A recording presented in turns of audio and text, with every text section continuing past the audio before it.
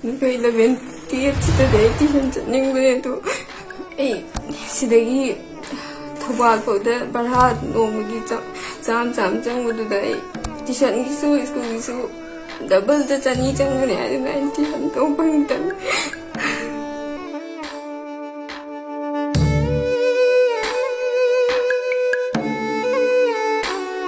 aigumba sadana poison chalakpida yawara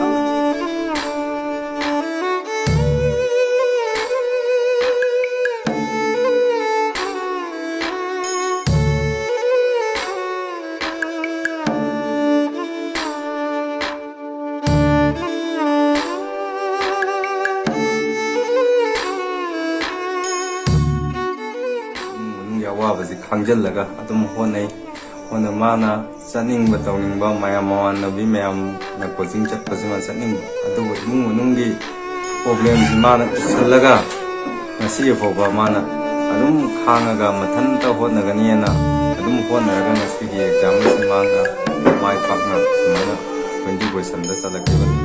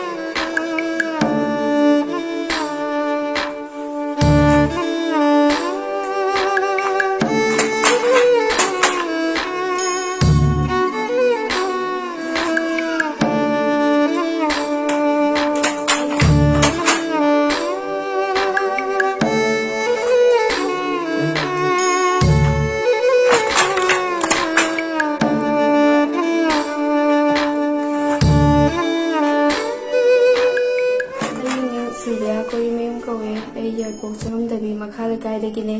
ꯑꯩꯒꯤ ꯅꯥꯀꯟꯗ ꯂꯩꯔꯤꯕ ꯕꯕꯥꯁꯤꯒꯤ ꯃꯃꯤꯡꯅ ꯑꯀꯃꯜ ꯀꯣꯔꯤꯃꯌꯨꯝ ꯀꯧꯋꯦ ꯑꯗꯨꯒ ꯑꯩꯒꯤ ꯅꯥꯀꯟꯗ ꯂꯩꯔꯤꯕ ꯑꯩꯒꯤ ꯄꯣꯛꯄꯤꯕ ꯏꯃꯥꯁꯤꯅ ꯑꯉꯧꯕꯤ ꯄꯦꯒꯣꯝ ꯀꯧꯋꯦ ꯑꯩꯒꯤ ꯏꯆꯤꯜ ꯏꯅꯥꯎ 5 ꯁꯨꯏ ꯑꯩꯅ ꯃꯣꯏꯒꯤ ꯃꯅꯨꯡꯗ 2 ꯁꯨꯕꯅꯦ ꯑꯩꯒꯤ ꯍꯦꯛ ꯏꯊꯛꯇ ꯏꯆꯦ ꯂꯩ ꯑꯗꯨꯒ ꯃꯈꯥꯗꯅ ꯅꯨꯄꯤ 2ꯒ ꯏꯅꯥꯎꯄꯥ ꯑꯃꯒ ꯂꯩ ꯑꯩꯒꯤ ꯁ꯭ꯀꯨꯜ ꯀꯥꯕꯒꯤ लाइफ स्टोरी खरा निजगे आई प्री नर्सरी क्लास 5 फाउबा अखोगी यंबेमगी स्कूल सेंटर इसादा तमे अदुगा क्लास 6 तगिना क्लास 10 फाउना एंटार्टिक स्कूल दा तमे अदुगा आई प्री नर्सरी देना क्लास 9 फाउदी ट्यूशन तौरते युंगी अवा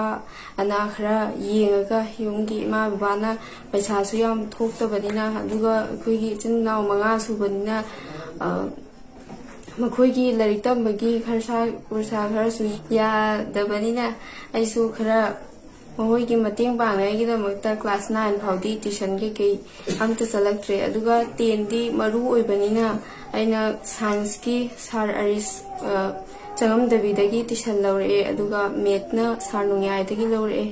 अदुगा क्लास 10 पास आउट से एंटार्टिक इंग्लिश स्कूल दा अदुम तौरे अदुगा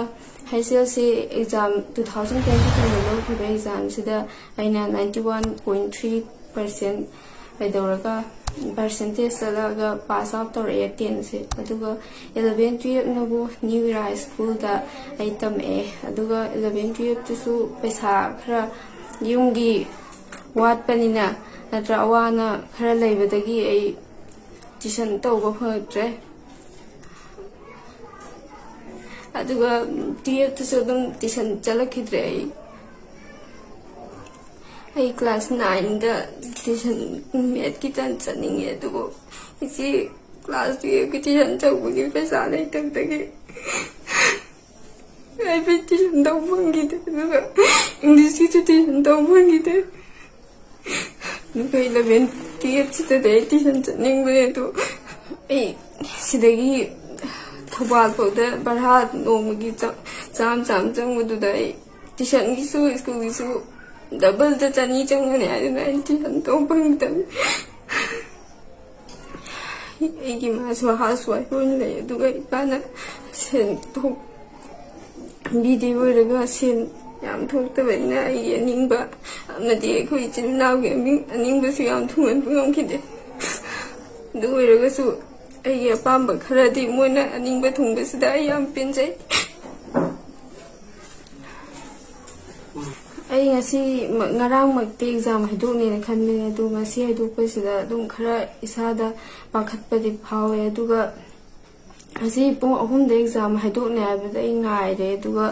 ꯑꯗꯨꯝ ꯍꯥꯏꯗꯣꯔꯛꯇꯕꯗꯒꯤ ꯄꯨꯡ ꯀꯌꯥꯗꯅꯣ ꯑꯗꯨ ꯈꯪꯗ꯭ꯔꯦ ꯑꯗꯨꯒ ꯑꯗꯨꯝ ꯂꯩꯔꯦ ꯑꯗꯨꯒ ꯄꯨꯡ 4 ꯇꯧꯕ ꯃꯇꯝꯗ ꯑꯩꯈꯣꯏꯒꯤ ꯂꯩꯀꯥꯏꯒꯤ ꯏꯕꯨꯡ ꯆꯥꯎꯕꯅ ꯂꯥꯛꯑꯒ ꯑꯩ 20% ꯂꯥꯛꯑꯦꯅ ꯍꯥꯏꯕꯗꯨꯗ ꯑꯩ ꯍꯔꯥꯎꯕꯁꯨ ꯐꯥꯎꯋꯦ ꯑꯗꯨꯒ ꯀꯞꯅꯤꯡꯕꯁꯨ ꯐꯥꯎꯋꯦ ꯑꯩꯒꯤ ꯄꯣꯖꯤꯁꯟꯗꯤ ꯈꯔ ꯑꯗꯨꯗꯒꯤ ꯋꯥꯡꯅ ꯑꯦꯛꯁꯄꯦꯛ ꯇꯧꯋꯦꯕ ꯑꯗꯨꯕꯨ 20 ꯄꯣꯖꯤꯁꯟꯗ ꯌꯥꯎꯔꯛꯄꯁꯤꯗ ꯍꯔꯥꯎꯁꯨ ꯍꯔꯥꯎꯋꯦ ꯑꯗꯨꯝ ꯃꯅꯤꯄꯨꯔ ꯄꯨꯝꯕꯒꯤ ꯑꯩꯅ ꯑꯩꯒꯨꯝꯕ ꯁꯥꯇ꯭ꯔꯅ ꯄꯣꯖꯤꯁꯟ ꯆꯠꯂꯛꯄꯁꯤꯗ ꯌꯥꯝ ꯍꯔꯥꯎꯋꯦ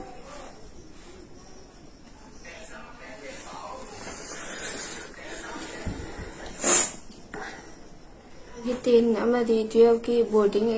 ꯕꯣꯔꯗꯤꯡꯗ ꯂꯩꯕꯒꯤ ꯃꯇꯥꯡꯗꯁꯨ ꯑꯩ ꯏꯃꯥꯟꯅꯕꯁꯤꯡꯒꯤ ꯃꯔꯛꯇ ꯕꯣꯔꯗꯤꯡ ꯂꯩꯕ ꯑꯗꯨꯃꯥꯏꯅ ꯑꯩꯁꯨ ꯃꯣꯏꯒꯤ ꯑꯗꯨꯃꯥꯏꯅ ꯀꯟꯅ ꯍꯣꯠꯅꯕ ꯑꯗꯨꯃꯥꯏꯅ ꯑꯩꯁꯨ ꯍꯣꯠꯅꯅꯤꯡꯈꯤ ꯑꯗꯨꯕꯨ ꯌꯨꯝꯒꯤ ꯕꯕꯥꯅ ꯁꯦꯟ ꯌꯥꯝ ꯊꯣꯛꯇꯕꯅ ꯃꯔꯝ ꯑꯣꯏꯔꯒ ꯑꯃꯗꯤ ꯑꯩꯈꯣই ꯏꯆꯤꯜ ꯏꯅꯥꯎ ꯌꯥꯝꯕꯅ ꯃꯔꯝ ꯑꯣꯏꯔꯒ ꯃꯈꯣꯏꯒꯤꯁꯨ ꯌꯦꯡꯗꯕ ꯌꯥꯗꯕꯅꯤꯅ ꯑꯩꯅ ꯕꯣꯔꯗꯤꯡ ꯂꯩꯕ ꯉꯝꯈꯤꯗꯕꯅꯤ ꯑꯩꯅ ꯉꯁꯤ 20 ꯄꯣꯖꯤꯁꯟ ꯆꯟꯕ ꯉꯝꯖꯔꯤꯕꯁꯤꯁꯨ ꯑꯩ ꯑꯇꯣꯞꯄ ꯇꯧꯖꯗ꯭ꯔꯒꯁꯨ ꯇꯨꯏꯁꯟ ꯇꯧꯕ ꯑꯣꯖꯥ ꯑꯅꯤꯈꯛ ꯅꯠꯇ꯭ꯔꯒ ꯂꯩꯀꯥꯏꯒꯤ ꯏꯌꯥꯝꯕ ꯂꯥꯏꯔꯤꯛ ꯍꯩꯕꯁꯤꯡꯗ ꯑꯩꯅ ꯍꯪꯖꯔꯒ ꯊꯤꯖꯔꯒ ꯑꯗꯨꯝ ꯃꯈꯣꯏꯗ ꯇꯥꯊꯣꯛ ꯇꯥꯁꯤꯟ ꯇꯧꯅꯔꯒ ꯑꯩꯅ ꯑꯗꯨꯝ ꯈꯔ ꯍꯣꯠꯅꯕꯗꯨꯒ ꯃꯗꯨꯒꯤ ꯃꯍꯩ ꯑꯣꯏꯅ ꯑꯁꯤꯒꯤ 20 ꯄꯣꯖꯤꯁꯟꯁꯦ ꯆꯜꯂꯛꯄꯅꯤ ꯍꯥꯏꯅ ꯍꯥꯏꯖꯒꯦ ꯑꯩꯒꯤ ꯑꯍꯥꯡꯕ ꯃꯇꯝꯗ ꯑꯩꯅ ꯌꯨꯝꯗ ꯂꯩꯕ ꯃꯇꯝꯗ ꯏꯃꯥꯒꯤ ꯊꯕꯛ ꯊꯧꯔꯝꯗꯁꯨ ꯑꯩꯅ ꯃꯇꯦꯡ ꯄꯥꯡꯉꯦ ꯑꯗꯨꯒ ꯑꯩ ꯐꯤꯁꯥ ꯂꯣꯟꯁꯥꯁꯨ ꯍꯩꯖꯩ ꯃꯗꯨꯅ ꯑꯩꯒꯤ ꯁ꯭ꯀꯨꯜ ꯀꯥꯕ ꯃꯇꯝꯗꯁꯨ ꯌꯥꯝꯅ ꯃꯇꯦꯡ ꯄꯥꯡꯉꯦ ꯚꯔꯥꯗ ꯑꯣꯏꯔꯁꯨ ꯑꯗꯨꯒ ꯑꯇꯣꯞꯄ ꯊꯕꯛꯇꯁꯨ ꯑꯩꯅ ꯂꯥꯏꯔꯤꯛꯀꯤ ꯃꯔꯝꯗ ꯇꯧꯕ ꯃꯇꯝꯗ ꯃꯇꯦꯡ ꯑꯣꯏ ꯑꯩꯒꯤ ꯃꯈꯥ ꯇꯥꯕ ꯁ꯭ꯇꯗꯤꯁꯤ ꯑꯥꯔꯠꯁ ꯁ꯭ꯇ꯭ꯔꯤꯝꯗ ꯆꯠꯀꯦꯅ ꯈꯜꯂꯤ ꯑꯩ ꯃꯈꯥ ꯇꯥꯕ ꯑꯁꯤ ꯃꯅꯤꯄꯨꯔꯒꯤ ꯃꯄꯥꯟꯂꯣꯝꯗ ꯇꯝꯅꯤꯡꯕꯅꯦ ꯑꯗꯨꯕꯨ ꯏꯃꯨꯡ ꯃꯅꯨꯡꯒꯤ ꯐꯥꯏꯅꯥꯟꯁꯤꯌꯦꯜ ꯀꯟꯗꯤꯁꯟ ꯑꯃꯗꯤ ꯄ꯭ꯔꯣꯕ꯭ꯂꯦꯝꯅ ꯃꯔꯝ ꯑꯣꯏꯔꯒ ꯑꯩ ꯃꯅꯤꯄꯨꯔꯒꯤ DM ꯀꯣꯂꯦꯖꯇ ꯇꯝꯁꯤꯜꯂꯒꯦ ꯍꯥꯏꯅ ꯈꯜꯂꯤ ꯃꯗꯨ ꯂꯣꯏꯔꯒ BA ꯂꯣꯏꯔꯕ ꯃꯇꯨꯡꯗ ꯑꯩꯅ UPSC ꯀ꯭ꯔꯦꯛ ꯇꯧꯅꯕ ꯍꯣꯠꯅꯒꯦ ꯍꯥꯏꯅ ꯈꯜꯂꯤ ꯃꯗꯨꯅ ꯃꯌꯥꯝꯅꯁꯨ ꯑꯩꯒꯤꯗꯃꯛꯇ ꯗꯨꯋꯥ ꯌꯥꯎꯕꯤꯌꯨ ꯑꯩ ꯉꯁꯤ ꯑꯣꯏꯕ ꯒ꯭ꯔꯦꯖꯨꯑꯦꯠꯁꯤ ꯉꯁꯤꯒꯤ ꯑꯣꯏꯅ ꯏꯃꯥ ꯕꯕꯥ ꯑꯣꯖꯥꯁꯤꯡ ꯑꯗꯨꯒ ꯃꯔꯨꯞ ꯃꯄꯥꯡꯁꯤꯡ ꯑꯗꯨꯒ ꯃꯔꯨ ꯑꯣꯏꯅ ꯑꯩꯈꯣꯏ ꯀꯀꯥ ꯃꯆꯥ ꯀꯀꯥ ꯁꯀꯤꯜꯕꯨ ꯄꯤꯅꯤꯡꯉꯤ ꯑꯗꯨꯒ ꯉꯁꯤꯒꯤ ꯑꯣꯏꯅ ꯃꯁꯤꯒꯤ ꯇꯥꯟꯖꯥꯁꯤ ꯂꯧꯖꯔꯒ ꯀꯀꯥ ꯃꯆꯥꯕꯨ ꯉꯁꯤ ꯊꯥꯒꯠꯆꯔꯤ ꯑꯩꯅ ꯑꯋꯥꯕ ꯏꯃꯨꯡꯗꯒꯤ ꯑꯃꯗꯤ ꯁꯦꯜ ꯌꯥꯝꯅ ꯊꯣꯛꯆꯗꯕ ꯏꯃꯨꯡꯗꯒꯤ ꯍꯧꯔꯛꯆꯔꯒꯁꯨ ꯑꯩꯅ ꯀꯟꯅ ꯍꯣꯠꯅꯒꯦꯅ ꯈꯜꯂꯒꯗꯤ ꯑꯃꯗꯤ ꯏꯁꯥꯗ ꯊꯥꯖꯕ ꯊꯝꯂꯒꯗꯤ ꯀꯟꯅ ꯍꯣꯠꯅꯔꯒ ꯁꯣꯏꯗꯅ ꯃꯥꯏ ꯄꯥꯛꯄꯁꯨ ꯄꯨꯔꯛꯄ ꯉꯝꯒꯅꯤ ꯑꯗꯨꯒ ꯃꯤ ꯑꯃ ꯑꯣꯏꯕꯁꯨ ꯉꯝꯒꯅꯤ ꯍꯥꯏꯕꯗꯨ ꯊꯝꯖꯔꯤ ꯑꯩꯒꯤ ꯏꯆꯥꯅꯨꯄꯤ ꯁꯤꯜꯚꯤꯌꯥꯁꯤꯅ ꯌꯥꯏꯃꯅꯤ ꯃꯆꯤꯟ ꯃꯅꯥꯎ 5ꯒꯤ ꯃꯅꯨꯡꯗ ꯃꯥꯁꯤ ꯄꯤꯛꯏꯉꯩꯗ ꯑꯗꯨꯝ ꯂꯥꯏꯔꯤꯛꯁꯤꯗꯤ ꯑꯗꯨꯝ ꯈꯔ ꯑꯗꯨꯝ ꯐꯔꯒ ꯂꯥꯛꯏ ꯑꯣꯖꯥꯃꯅ 1 to 10 ꯐꯥꯎꯒꯤ ꯃꯅꯨꯡꯗꯗꯤ ꯑꯗꯨꯝ ꯆꯠꯂꯛꯏ ꯑꯗꯣ ꯃꯦꯇ꯭ꯔꯤꯛꯇ ꯃꯥꯁꯤ 91 ꯈꯔ ꯁꯝꯊꯤꯡ ꯑꯗꯣ ꯍꯟꯗꯛ ꯃꯥ 20 ꯄꯣꯖꯤꯁꯟꯗ ꯂꯥꯛꯄꯁꯤ ꯌꯥꯝꯅ ꯍꯔꯥꯎꯋꯤ ꯇꯧꯕꯇꯕꯨ ꯃꯥ ꯏꯃꯨꯡ ꯃꯅꯨꯡꯒꯤ ꯀꯟꯗꯤꯁꯟ ꯁꯤ ꯐꯠꯇꯕꯅꯤꯅ ꯃꯥꯅ ꯇꯧꯅꯤꯡꯉꯤꯕ ꯃꯃꯥꯟꯅꯕꯤ ꯃꯌꯥꯝ ꯑꯃꯒ ꯂꯩꯅꯤꯡꯉꯤꯕ ꯃꯌꯥꯝꯗꯣ ꯑꯗꯣ ꯄꯨꯝꯅꯃꯛꯇꯨ ꯃꯥ ꯈꯥꯡꯖꯤꯜꯂꯒ ꯃꯥ ꯍꯣꯠꯅꯗꯅ ꯌꯨꯝꯗ ꯀꯩꯗꯧꯕꯅꯤ ꯑꯗꯣ ꯃꯥ ꯃꯈꯥ ꯇꯥꯕꯁꯤ ꯃꯥꯅ ꯇꯧꯅꯤꯡꯕ ꯃꯌꯥꯝ ꯑꯃꯗꯤ ꯂꯩ ꯃꯥꯁꯤ UPSC ꯑꯦꯛꯖꯥꯝꯒꯨꯝꯕ ꯃꯥꯁꯤ ꯃꯄꯥꯟ ꯂꯝꯗ ꯂꯩꯔꯒ ꯇꯧꯅꯤꯡꯕꯒꯤ ꯃꯣꯠꯇꯤ ꯂꯩ ꯑꯗꯨꯕꯨ ꯏꯃꯨꯡ ꯃꯅꯨꯡꯒꯤ ꯐꯥꯏꯅꯥꯟꯁꯤꯌꯦꯜ ꯄ꯭ꯔꯣꯕ꯭ꯂꯦꯝ ꯂꯩꯕꯅꯤꯅ ꯃꯁꯤ ꯑꯉꯝꯕ ꯊꯥꯛꯇꯕꯨꯗꯤ ꯍꯣꯠꯅꯒꯦ ꯈꯜꯂꯤ ꯑꯗꯨ ꯑꯜꯂꯥꯍꯅ ꯉꯝꯍꯟꯕꯁꯨ ꯑꯣꯏꯁꯅꯨ ꯃꯁꯤ ꯑꯗꯨ ꯍꯣꯠꯅꯒꯦ ꯈꯜꯂꯤ ꯄꯤꯛꯏꯉꯩꯗꯒꯤ ꯃꯁꯥꯅ ꯑꯗꯨꯝ ꯂꯥꯏꯔꯤꯛꯁꯤꯒꯤ ꯃꯔꯝꯁꯤꯗꯗꯤ ꯏꯃꯨꯡ ꯃꯅꯨꯡꯒꯤ ꯑꯋꯥꯕꯁꯤ ꯈꯥꯡꯖꯤꯜꯂꯒ ꯑꯗꯨꯝ ꯍꯣꯟꯅ ꯃꯥꯅ ꯆꯠꯅꯤꯡꯕ ꯇꯧꯅꯤꯡꯕ ꯃꯌꯥꯝ ꯃꯃꯥꯟꯅꯕꯤ ꯃꯌꯥꯝꯅ ꯀꯣꯆꯤꯡ ꯆꯠꯄꯁꯤꯃ ꯆꯠꯅꯤꯡꯕ ꯑꯗꯨꯕꯨ ꯏꯃꯨꯡ ꯃꯅꯨꯡꯒꯤ ꯄ꯭ꯔꯣꯕ꯭ꯂꯦꯝꯁꯤ ꯃꯥꯅ ꯎꯁꯜꯂꯒ ꯉꯁꯤ ꯐꯥꯎꯕ ꯃꯥꯅ ꯑꯗꯨꯝ ꯈꯥꯡꯉꯒ ꯃꯊꯟꯇ ꯍꯣꯠꯅꯒꯅꯤꯅ ꯑꯗꯨꯝ ꯍꯣꯠꯅꯔꯒ ꯉꯁꯤꯒꯤ ꯑꯦꯛꯖꯥꯝ ꯑꯁꯤ ꯃꯥꯏ ꯄꯥꯛꯅ ꯁꯨꯃꯥꯏꯅ 20 ꯄꯣꯖꯤꯁꯟꯗ ꯆꯠꯂꯛꯈꯤꯕꯅꯤ꯫ ꯊꯣꯏꯗꯣꯛꯅ ꯄꯩꯁꯥꯁꯨ ꯊꯣꯛꯇꯦ, ꯑꯩ ꯊꯕꯛ ꯃꯆꯥ ꯑꯃꯈꯛ BDF ꯑꯣꯏ, ꯑꯗꯨ ꯑꯩ ꯃꯁꯤꯒꯤ ꯁꯦꯟꯊꯣꯛꯁꯤꯅꯁꯨ ꯀꯣꯟꯅꯕ ꯉꯝꯗꯗꯅ ꯑꯩ ꯑꯍꯥꯡꯕ ꯃꯇꯝꯗ ꯒꯥꯔꯤ ꯆꯠꯂꯒ ꯂꯨꯡ ꯂꯩꯉꯣꯏ ꯁꯨꯔꯒ ꯑꯩ ꯏꯆꯥ 5ꯁꯤ ꯉꯝꯅꯕ ꯂꯥꯏꯔꯤꯛ ꯇꯝꯍꯟꯕꯗ ꯌꯥꯝꯅ ꯑꯋꯥꯕꯗꯤ ꯑꯣꯏ꯫ ꯃꯁꯤ ꯄꯨꯝꯅꯃꯛꯁꯤ ꯃꯥꯅ ꯎꯔꯒ ꯍꯥꯏꯅꯤꯡꯕ, ꯃꯥꯅ ꯇꯧꯍꯟꯅꯤꯡꯕ ꯀꯌꯥ ꯄꯨꯝꯅꯃꯛꯇꯨ ꯍꯥꯏꯕ ꯉꯝꯗꯗꯅ ꯑꯩꯒꯤ ꯑꯋꯥꯕꯁꯤ ꯌꯦꯡꯉꯒ ꯀꯌꯥ ꯑꯃꯁꯨ ꯈꯥꯡꯖꯤꯜꯂꯒ ꯉꯁꯤ ꯃꯥꯅ ꯍꯣꯠꯅꯗꯅ ꯁꯨꯃꯥꯏꯅ ꯇꯧꯕꯤꯔꯛꯏ꯫ ꯑꯗꯨ ꯃꯈꯥ ꯇꯥꯕꯁꯨ ꯑꯩ ꯈꯔ ꯄꯥꯡꯒꯜ ꯄꯤꯅꯔꯗꯤ ꯃꯈꯥ ꯇꯥꯕ ꯃꯥꯅ ꯍꯣꯠꯅꯒꯦ ꯈꯜꯂꯤ꯫